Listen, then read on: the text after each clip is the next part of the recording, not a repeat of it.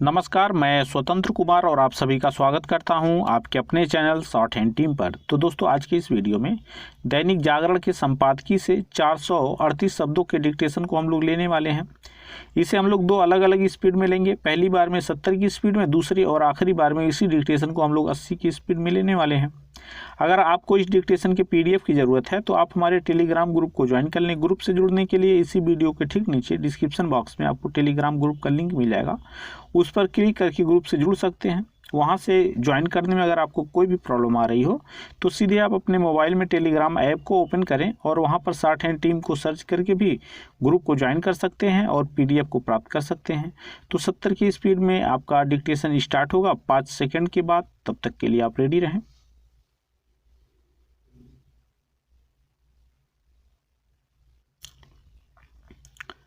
Start. Assam की यात्रा पर गए राहुल गांधी ने एक जनसभा में नागरिकता संशोधन कानून को लेकर जो कुछ कहा उससे एक बार फिर उनकी राजनीतिक नासमझी उजागर हुई।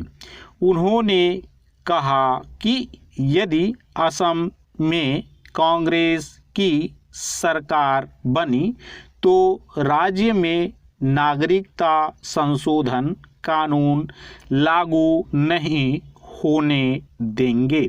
यह संभव नहीं, क्योंकि नागरिकता प्रदान करने का अधिकार राज्यों के पास है ही नहीं। यह केंद्रीय सत्ता के अधिकार वाला विषय है। राहुल गांधी के बयान ने उन भाजपा विरोधी और खासकर कांग्रेस के शासन वाली राज्य सरकारों की याद दिला दी, जिन्होंने कुछ समय पहले नागरिकता संशोधन कानून के खिलाफ प्रस्ताव पारित कर सस्ती राजनीति का परिचय दिया था। यह सही है कि असम में कुछ लोग इस कानून का विरोध कर रहे हैं, लेकिन कम से कम राहुल गांधी को तो इससे परिचित होना चाहिए कि इस राज्य में बांग्लादेश से आए लाखों लोग रह रहे हैं। क्या राहुल गांधी यह चाहते हैं कि ये लाखों लोग अनिश्चितता के भंवर में पड़े रहें? आखिर इनके भविष्य का निर्धारण क्यों नहीं किया जाना चाहिए? इस सवाल के संदर्भ में यह स्मरण करना आवश्यक है कि जम्मू कश्मीर में पाकिस्तान से आए हजारों लोग कांग्रेस की उदासीनता और अनदेखी के कारण ही दशकों तक बुनियादी नागरिक अधिकारों से वंचित रहें। यदि अनुच्छेद 370 और 35A नहीं हटाया जाता तो शायद ये लोग अभी भी उपेक्षा का शिकार बने रहते। राहुल गांधी ने यह तो स्वीकार किया कि असम में अवैध आव्रजन एक मसला है, लेकिन वह यह नहीं बता सके कि इस मसले को कैसे सुलझाया जा सकता है। इससे यही पता चलता है कि कांग्रेस किस तरह समस्याओं को टालने और लटकाने का काम करती है। यह एक तथ्य है कि यदि असम अवैध आवर्जन की समस्या से दो चार है तो कांग्रेस के कारण ही।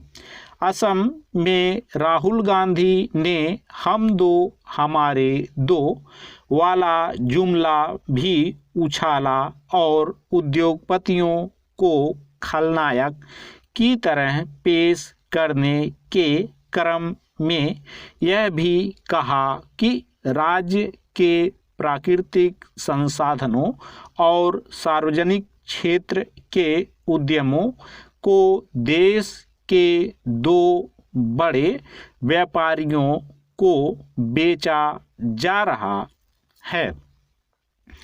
इस तरह की अनर्गल बातों से यही लगता है कि राहुल ने उद्योगपतियों को बदनाम करने के साथ ही यह भी ठान लिया है कि वह उद्यमशीलता को नष्ट करके रहेंगे। उद्योग जगत के प्रति उनका घोर नकारात्मक रवैया देश को उसी दयनीय दशा में ले जाने वाला है जहां से उसे नरसिंह राव और मनमोहन सिंह ने निकाला था। यदि राहुल गांधी इस प्रतिगामी विचार से ग्रस्त हैं कि सब कुछ सरकार को ही करना चाहिए तो फिर बेहतर होगा कि वह कांग्रेस के शासन वाले राज्यों में उद्योग धंधे चलाकर दिखा दें। स्टॉप।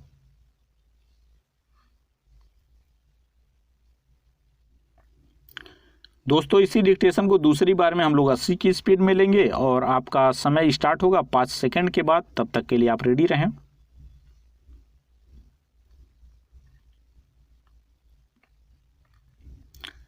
स्टार्ट।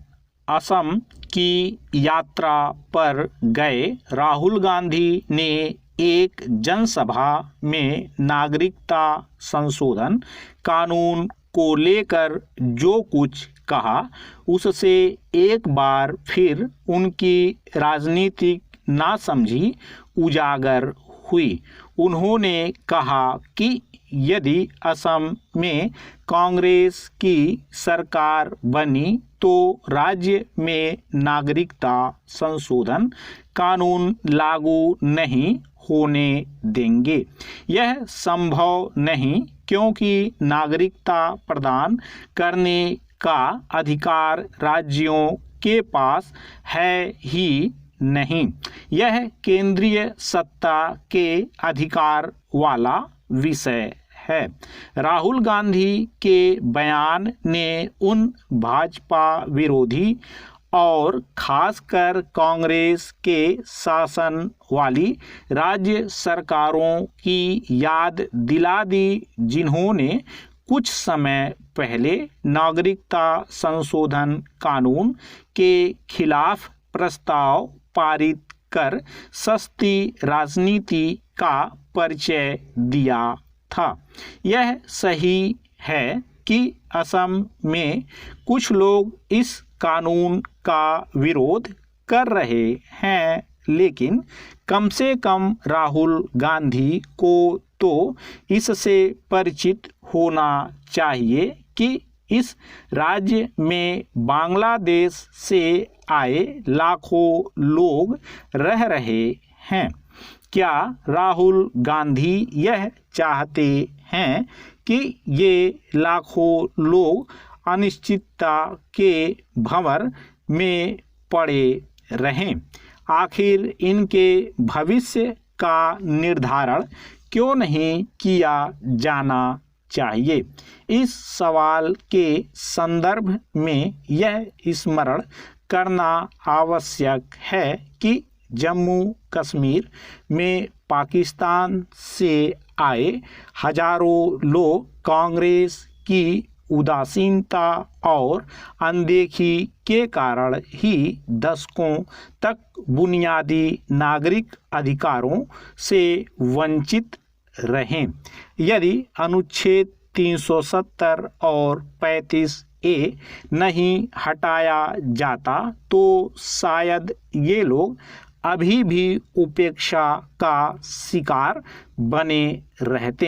राहुल गांधी ने यह तो स्वीकार किया कि असम में अवैध आवर्जन एक मसला है, लेकिन वह यह नहीं बता सकें कि इस मसले को कैसे सुलझाया जा सकता है। इससे यही पता चलता है कि कांग्रेस किस तरह समस्याओं को टालने और लटकाने का काम करती है।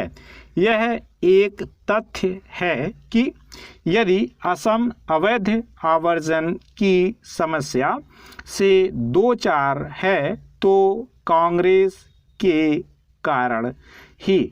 असम में राहुल गांधी ने हम दो हमारे दो वाला जुमला भी उछाला और उद्योगपतियों को खलनायक की तरह पेश करने के क्रम में यह भी कहा कि राज्य के प्राकृतिक संसाधनों और सार्वजनिक क्षेत्र के उद्यमों को देश के दो बड़े व्यवसायियों को बेचा जा रहा है। इस तरह की अनर्गल बातों से यही लगता है कि राहुल ने उद्योगपतियों को बदनाम करने के साथ ही यह भी ठान लिया है कि वह उद्यमशीलता को नष्ट करके रहेंगे। उद्योग जगत के प्रति उनका घोर नकारात्मक रवैया देश को उसी दयनीय दशा में ले जाने वाला है जहां से उसे नरसिंह राव और मनमोहन सिंह ने निकाला था। यदि राहुल गांधी इस प्रतिगामी विचार से ग्रस्त हैं कि सब कुछ सरकार को ही करना चाहिए, तो फिर बेहतर होगा कि वह कांग्रेस के शासन वाले राज्यों में उद्योग धंधे चलाकर दिखा दें। स्टॉप।